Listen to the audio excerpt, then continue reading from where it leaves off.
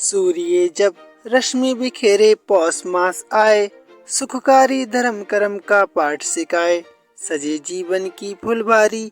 इसी शुभकामना के साथ आप सभी का दिन शुभ हो और मंगलमय हो। पौष मास का ये पावन समय समस्त मासों में विशेष महत्व रखता है। इस मास में भक्त अपने कर्म और धर्म से अपने जीवन को प्रकाशित करते हैं। आइए आज की कथा का आरंभ करते हैं। भक्तजनों, वीडियो को लाइक शेयर कर लेना। अगर आप हमारे चैनल पर नए हैं तो चैनल भी सब्सक्राइब कर लेना, आपका बहुत धन्यवाद होगा। आइए करते हैं भक्तों अब कथा का स्मरण, जो हमें सच्चाई, आस्था और गुणों का संदेश देती है। इससे पहले की कथा सुनने के लिए आप सबका बहुत बहुत आभार। आज का अध्याय शुरू करने से पहले आपको हम सुनाते हैं गणेश भगवान की एक ऐसी कहानी जो आपको हर दिन सुननी चाहिए। एक गांव में एक बुढ़िया रहा करती थी। वह बहुत गरीब थी। रोजाना वह लकड़ियां काटती और उन्हें बेचकर जो कुछ मिल जाता उसी में अपना गुजर बसर किया करती। एक दिन की बात है, बुढ़िया माई जंगल में लकड़ियां चुन रही थी। तभी उसे एक छोटा चूहा दिखाई दिया। सर्दी के मौसम में वो नन्हा सा चूहा ठंड से कांप रहा था। बूढ़ी माई को उस चूहे पर दया आ गई। वह उसे लेकर अपने घर आ गई। घर आकर उस चूहे को गरम गरम कपड़ों में लेपटा और पीने को गरम गरम दूध दे दिया। क्योंकि उस बुढ़िया माई का कोई भी और नहीं था तो उन्होंने उसे अपने बेटे की तरह पालना शुरू कर दिया। अपनी बेटी की तरह प्यार करने लगी और उस चूहे का नाम भी उन्होंने रख दिया मूसा। धीरे धीरे सारे गांव वालों को पता चल गया कि बुढ़िया माई के एक मूसा नाम का बेटा है। अब समय बीतने लगा। एक दिन की बात है, उसी नगर के राजा के बेटे का विवाह था। पूरे नगर में से प्रत्येक घर से एक व्यक्ति बारात में जा रहा था। पड़ोसियों ने बुढ़िया माई से पूछा, माई आपके घर से राजकुमार की बारात में कौन जाएगा? तब बुढ़िया माई बोली, मेरे तो मूसा के अलावा और कोई नहीं है, इसलिए मेरे घर से तो मूसा ही जाएगा। आप सभी मेरे बेटे का ध्यान रखना और इसे बारात में साथ ही वापस लेकर आना। अब बारात वाला दिन आया तो बारात वाले दिन गांव वालों के साथ बुढ़िया माई का बेटा मूसा चूहा भी बारात में गया।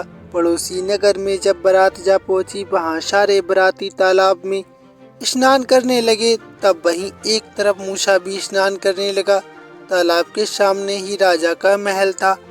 महल के झरोखे से राजकुमारी बारातियों को देख रही थी। जब उसने तालाब में बारातियों के साथ एक चूहे को स्नान करते देखा तो आश्चर्य में पड़ गई। शाम को राजकुमार की बारात सज धज कर बैंड बाजे के साथ महल में पहुंच गई। वरमाला के समय राजकुमारी को लेने उनकी सखियां गईं। वरमाला में राजकुमारी नहीं आई। विवाह में देर होते देखकर राजकुमारी के माता पिता ने एक नौकरानी को भेजा, लेकिन तब भी राजकुमारी नहीं आई। अब विवाह का मुहूर्त टल रहा था। तब पंडित जी कहने लगे कि दुल्हन को जल्दी बुलाइए, मुहूर्त निकला जा रहा है। अब आखिरकार राजा रानी अपनी बेटी को बुलाने गए। तब राजकुमारी कहने लगी कि मैं इस राजकुमार से विवाह नहीं करूंगी। ये बात सुनकर माता पिता ने उसका कारण पूछा तो राजकुमारी कहने लगी कि उस बारात में एक चूहा भी आया है, मैं तो उसी के साथ विवाह करूंगी। राजा रानी ने राजकुमारी को खूब समझाया कि वह चूहा एक गरीब बूढ़ी माई का बेटा है, तुम वहां जाकर बहुत कष्ट में रहोगी। लेकिन राजकुमारी नहीं मानी, जिद पकड़ ली कि मुझे विवाह करना है तो सिर्फ चूहे से। तब राजा रानी अपनी बेटी की जिद के आगे कुछ नहीं कर पाए और फिर राजा और सारी बारात को सारी बात बताकर क्षमा मांगी। इधर दूल्हे सहित सारी बारात बिना खाए पिए नाराज होकर वहां से चले गए। फिर राजा ने राजकुमारी का विवाह उस मूसे के साथ करवा दिया।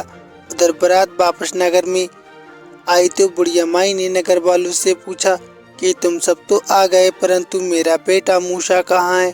तब एक व्यक्ति कहने लगा, बुढ़िया माई तुम्हारे मुंह से का तो राजकुमारी से विवाह हो रहा है, वो तो तुम्हारे लिए बहू के साथ साथ धन दौलत भी ला रहा है। अब तुम तो बस बहू के स्वागत की तैयारी करो। बुढ़िया माई ने सुना तो बहुत खुश हो गई। झटपट अपनी झोपड़ी को लीपा पोता और उन्होंने सुंदर मांड बनाए और गुड़ की लपसी भी बनाई और फिर नगर की सब औरतों को बुलाया और कहा कि मेरा बेटा राजकुमारी के साथ विवाह करके आ रहा है, इसलिए आप मेरी झोपड़ी में आकर मंगल गीत गाइए। तभी मूसा रथ पर राजकुमारी के साथ बैठकर धन दौलत के साथ आ गया। बुढ़िया माई ने अपनी बहू का गृह प्रवेश करवाया, सभी को कुल बंटवा। अब बहू का जीवन खुशियों से भर गया। फिर बहू के साथ वह खुशी खुशी रहने लगी। अब एक दिन बहू ने सोचा कि मुझे अपनी सासू माँ को भगवान गणेश जी के दर्शन करवाने चाहिए। इसे तो पता भी नहीं कि ये मूसा साक्षात गणेश जी है। इधर वह चूहा रोज की तरह अपने कड़े उतार पानी में स्नान करने लगा। तब बहू आई और अपनी सासू माँ से कहने लगी, माँ जी आपका बेटा स्नान कर रहा है, आप जरा इसके कपड़े तो जला दीजिए। सास बोली, बहू अगर इसके कपड़े जला दूंगी तो मेरा बेटा क्या पहनेगा। बहू कहने लगी, माँ जी जैसे मैं कह रही हूँ आप वैसा कीजिए। बहू की बात मानकर मजबूरी में सास ने उन कपड़ों को जला दिया। नहाने के बाद जैसे ही चूहे ने अपनी पत्नी से अपने कपड़े मांगे तो बहू कहने लगी कि आप जैसे भी हैं बाहर आ जाइए। जो दर्शन मैंने आपके शादी वाले दिन किए थे, अब आप वैसे ही दर्शन अपनी माँ को भी कराइए। तब मुझे अर्थात गणेश भगवान ने बूढ़ी माई को दर्शन दिए। अपने घर में साक्षात गणेश जी के दर्शन पाकर बुढ़िया माई तो धन्य हो गई। इस प्रकार जो भी भक्त भगवान गणेश जी के ऊपर जैसी श्रद्धा जैसा विश्वास रखता है, भगवान गणेश अपने भक्तों को उसी रूप में आकर दर्शन दे जाते हैं। ये थी आज की कहानी। आप सुनिए आज का अध्याय। श्री नारायण कहते हैं, नारद इस प्रकार पुण्यव्रत के विधान को सुनकर देवी का मन प्रसन्नता से खिल उठा। फिर उन्होंने स्वामी शिव जी से देव और शुभकारी व्रत कथा के विषय में जिज्ञासा प्रकट की। देवी पार्वती ने पूछा, हे नाथ ये व्रत और इसका फल और विधान बड़ा ही अद्भुत है।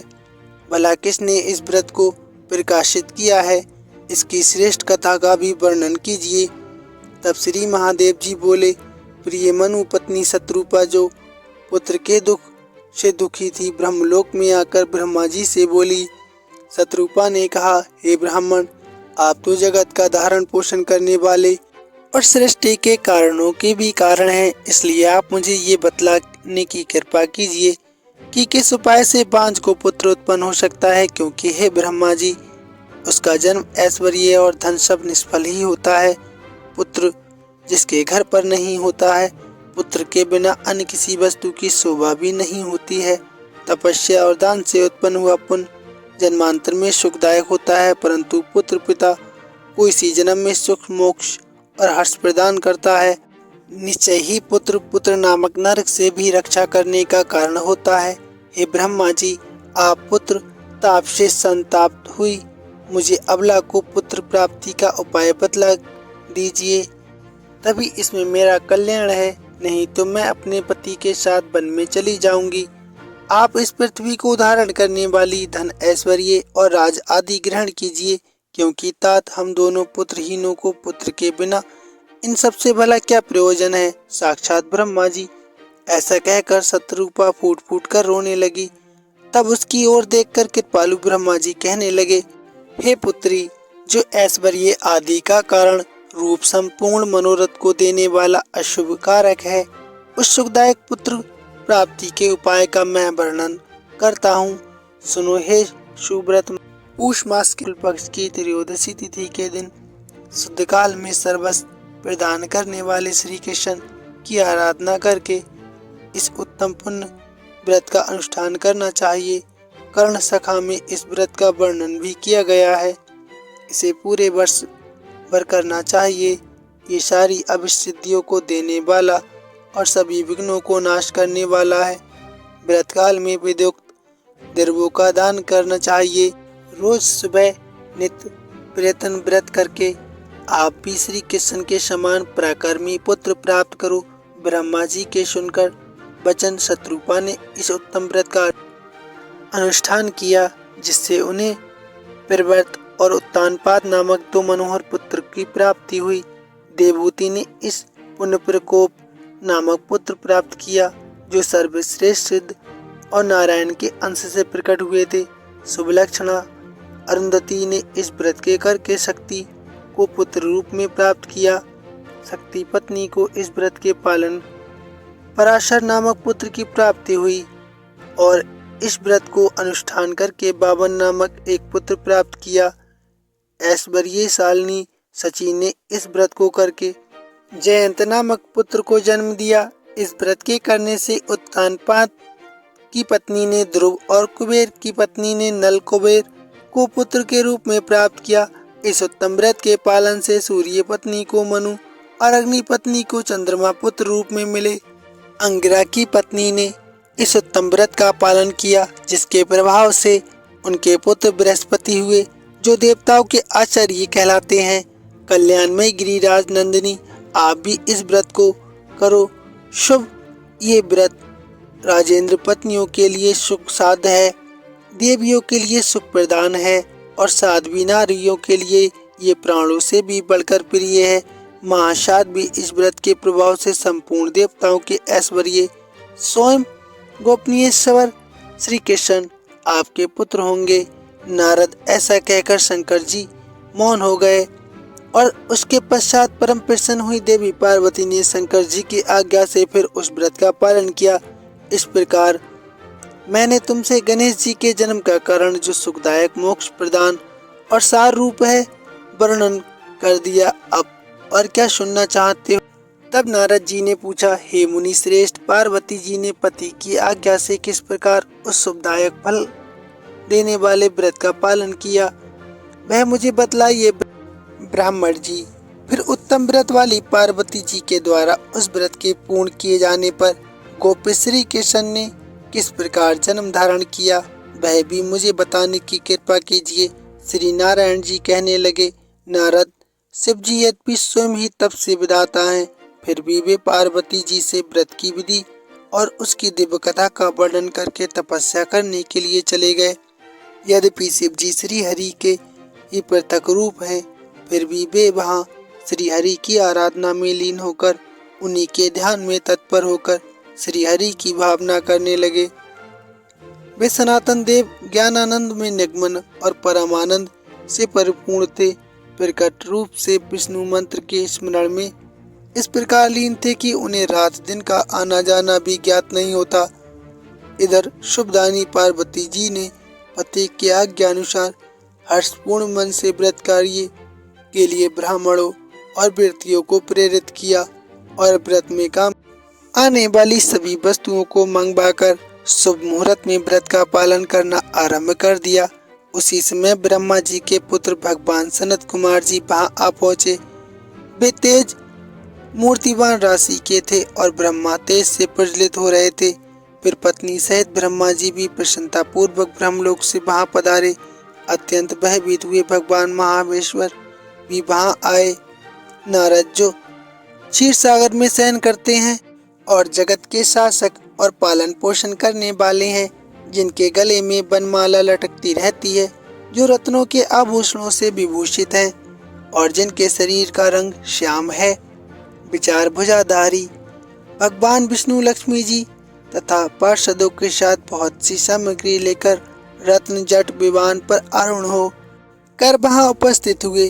फिर उसके बाद सनक सनन सनातन कपिल कीर्तु अरुण यदि दुर्वासा चवन पारी भद्र पराशर कौश बस बाल्गी कात्यायन और भी बहुत सारे ऋषि मुनि अपने शिष्यों के सहित वहां पधार गए।